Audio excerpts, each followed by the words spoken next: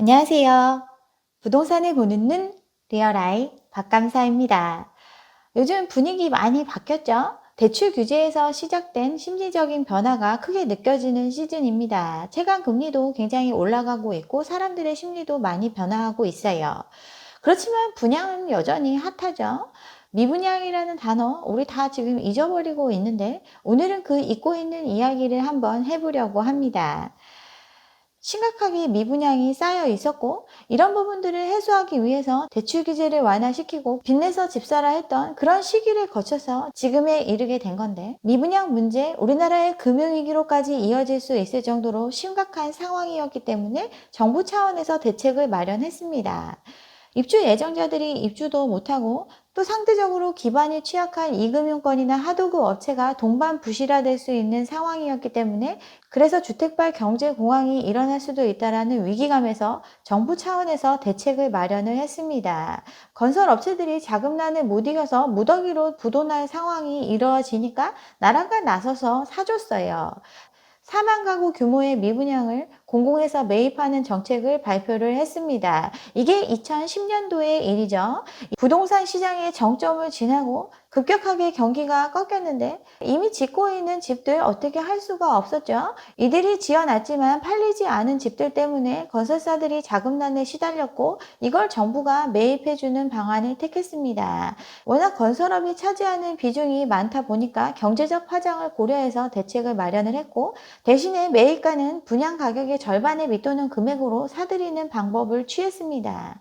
이렇게 해도 해결되지 못할 만큼 수많은 집이 지어졌고 건설사들이 자구책을 마련을 했었죠.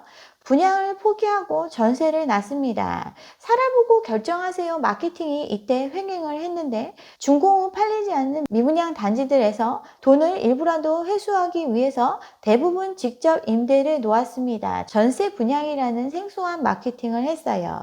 굉장히 규모가 크고 우리나라 일군 건설사에서 지은 민간 분양 아파트였지만 분양이 안 됐기 때문에 이런 단지에 건설사가 직접 전세를 놓는 형태로 돈을 회수하려고 했습니다. 이게 2009년도의 일이에요.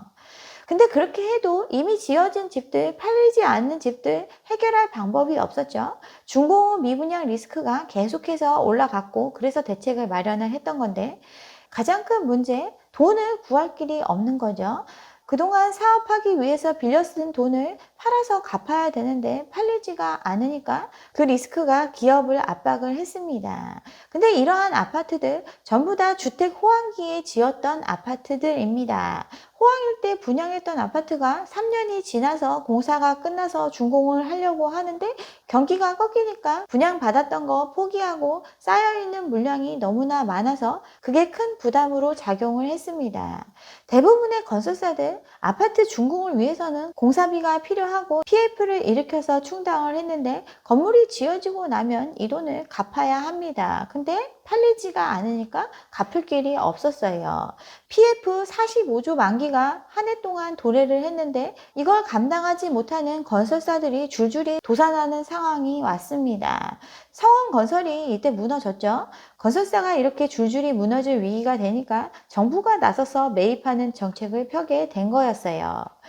준공후 미분양 대우건설이 제일 많이 가지고 있었고, 준공은 안 났지만 여전히 물량을 갖고 있는 건설사들도 많이 있었습니다. 대우건설 같은 경우 천안, 인천 지방사업장을 중심으로 준공후 미분양이 대거 발생을 했고, 롯데건설도 많이 갖고 있었는데 대구에서 발목이 잡혔습니다. 그리고 청주에서도 많이 미분양이 났어요. 계속 부동산 시장 뜨겁다고 하면서 뛰었던 지역들, 여기서 전부 다 미분양이 있었습니다. 대림산업도 많이 가지고 있었는데 많이 털어냈어요. 어떻게 털어냈나 보니까 잔금 선납할 경우에 분양가를 10에서 20% 할인해주는 정책을 집중적으로 펴서 미분양을 털어냈습니다. 분양가의 2배가 된다고 그때도 똑같이 광고를 했겠죠. 근데 2, 3년 지난 후에 준공 나서는 분양가를 깎아줘서야 겨우 입주시킬 수 있었던 게 과거에 겪었던 일이에요. 두산건설 같은 경우 이때 발생한 미분양 때문에 결국 매각 절차를 밟게 되는데, 위브더 제니스 지금도 경매 물건 나오고 있죠. 엄청나게 많이 물건이 나와 있는데, 이 일산의 비극으로 두산건설 매각 초읽기에 들어갔습니다. 2009년도에 분양을 했고 총 사업비만 2조 원에 달하는 초대형 사업, 그리고 중대형 평형으로 굉장히 고급화를 했던 단지였는데, 이게 다 미분양이 나면서 10년간 2조 원을 투입을 했지만 결국 살려내지 못하고 이제 매각을 합니다. 그만큼 개발 사업 한번 시작하면 멈출 수가 없고, 그 상황이 급 반전되면 생존 여부마저 불투명해지는 굉장히 리스키한 사업입니다. 지금 집 사는 사람들과 마찬가지로 건설사도 돈 싸놓고 하는 경우 별로 없죠. 대부분 대출로 충당을 하는데, 부지 매입할 때 브릿지론 일으켜서 대출 받아서 땅 사고, 그리고 공사비 이런 건 다 PF를 통해서 하죠. 이렇게 건물을 지어서 팔아서 충당을 해야 되는데 안 팔리게 된 상황이죠. 다 지어지고 나면 이 PF 대금 연체되고 급격한 재정 악화를 겪으면서 기업이 도산하는 상황까지 이르를 수 있습니다. 그러한 상황을 딱 10년 전에 겪었어요. 엄청난 부동산 폭등기 중에 수많은 아파트를 짓겠다고 사업을 벌렸고, 그 경기가 꺼지면서 이러한 위기에 직면을 했습니다. 미분양 사태가 벌어지고 5년 넘게 지난 후의 기사인데, 여전히 준공후 미분양이 쌓여 있었습니다. 반값으로 할인해서 분양을 하고 했는데 여전히 미분양이 쌓여 있었어요. 특히나 지금 수도권, 경기도 이 지역의 미분양이 굉장히 많이 있었습니다. 별짓을 다 해서 팔았는데도 여전히 팔리지 않는 주택이 쌓여 있었습니다.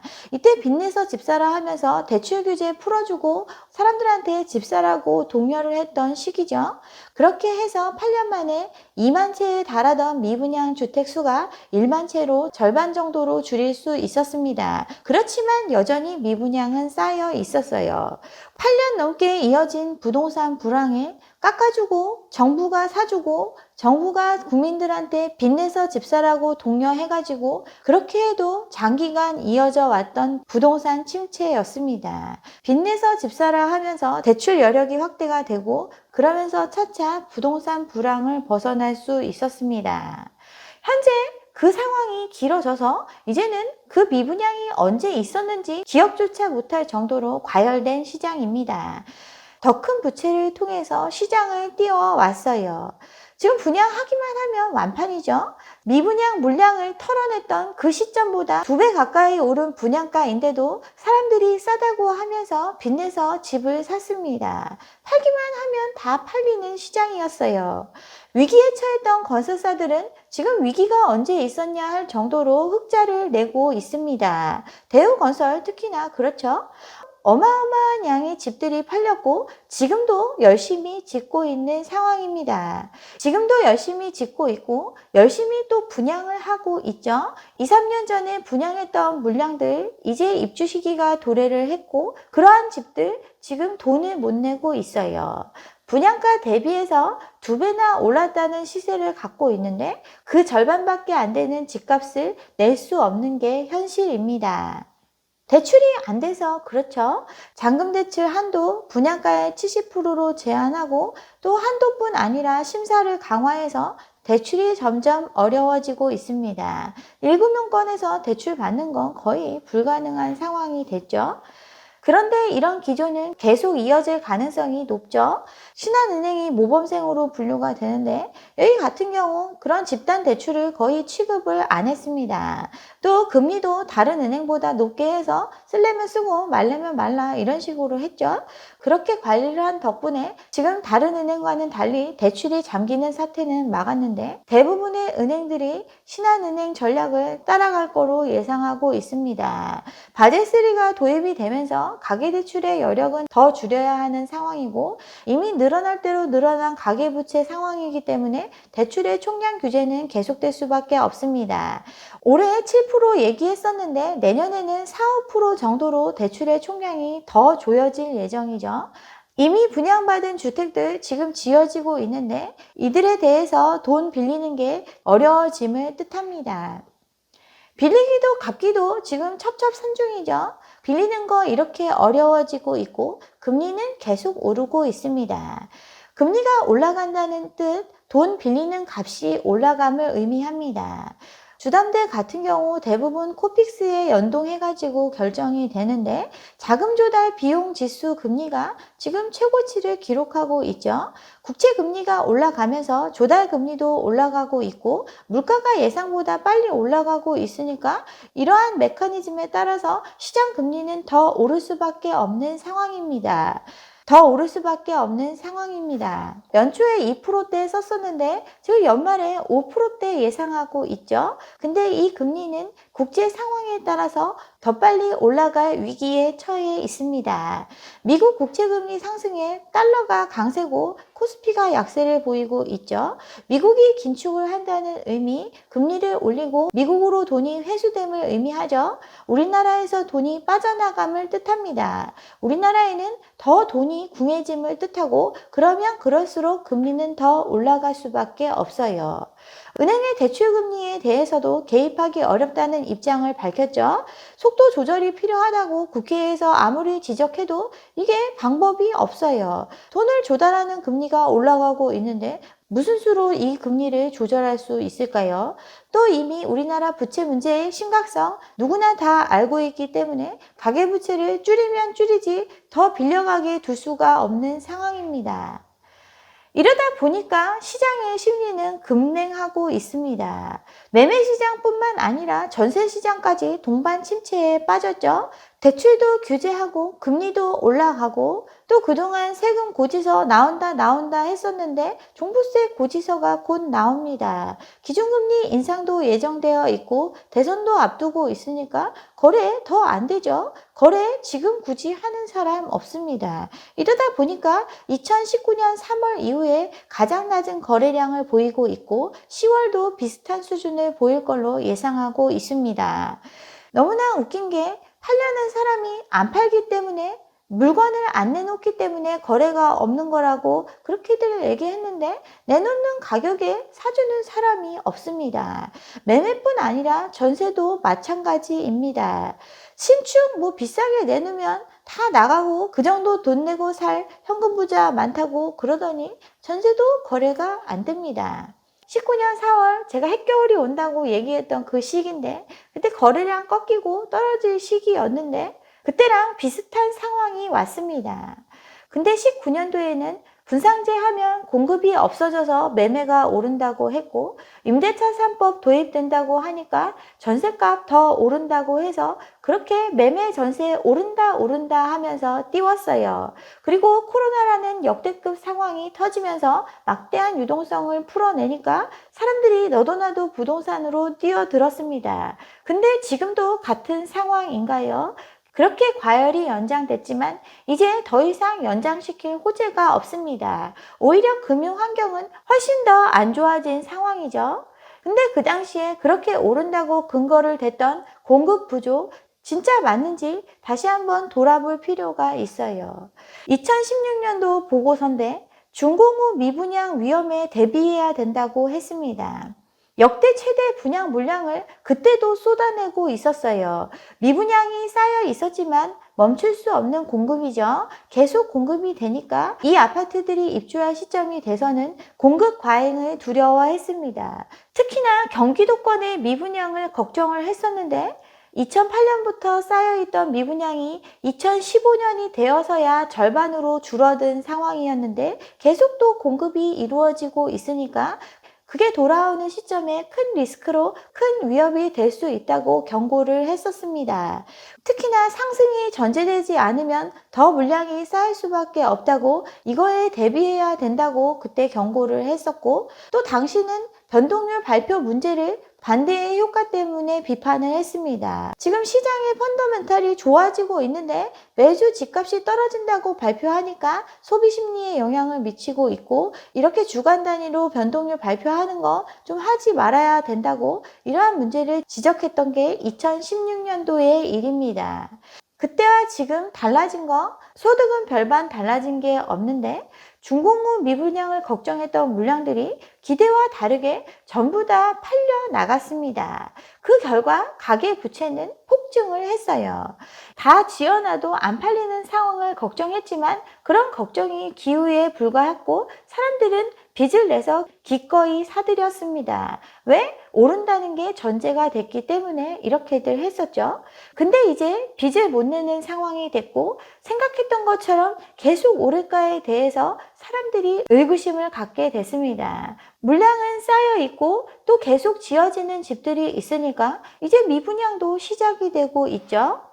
대구 12년 전 미분양 무덤 조짐이 다시 보이고 있다고 하죠. 한 달에 1%씩 오른다던 대구였는데 지금 거래량 반의 반토막이 났습니다. 계속 아파트는 지어지고 있고 분양가는 계속 올라갔었는데 그렇게 분양했던 아파트들이 올해 16,000채가 들어오고 내년에 또 2만 채 가까이 들어옵니다. 그리고 후년에는 3만 채가 넘게 입주할 예정이죠. 이러한 대구인데 여전히 집을 또 짓고 있습니다. 사업 승인 180곳 났고 지금 시공 중인 아파트 공사장 130곳 안팎으로 계속 집은 공급되고 있어요. 대구만 이런 거 아니라고 제가 계속 강조를 했고 전 지역 어디를 돌아봐도 아파트 짓고 있는 우리나라의 현실에 비추어 봤을 때 이거 지역으로 퍼지는 거 시간 문제죠. 세종도 하락을 겪고 있습니다. 세종 제가 예전에 설명드렸었는데 새로 만들어진 도시였죠. 계속 공급이 된다고. 그래도 국회 이전한다, 뭐 어쩐다 저쩐다 하면서 세종 10억 넘었다 막 이런 기사들 쏟아내던 지역인데 계속 하락하고 있습니다. 정말 거기를 실수요하는 사람이 부족하기 때문에 그런 거죠.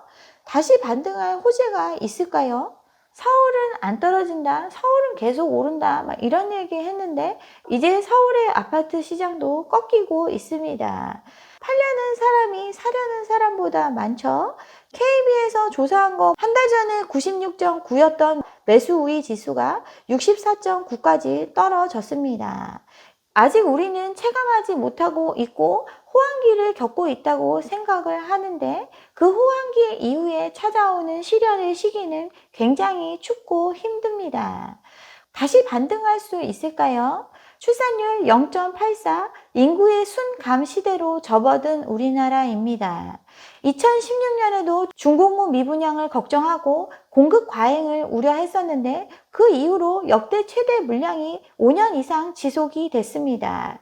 이런데도 공급이 부족하다고 노래를 해서 3기 신도시를 포함해서 200만 호 이상의 공급이 예정되어 있고 지금 진행 중에 있습니다.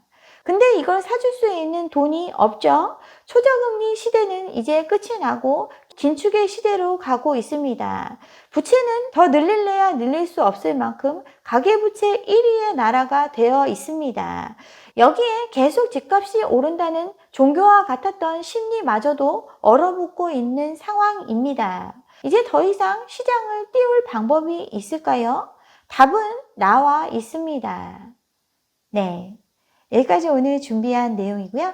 오늘 제 영상이 좋았다면 좋아요와 구독 잊지 마시고 다음 영상도 함께 해주시기 바랍니다. 감사합니다.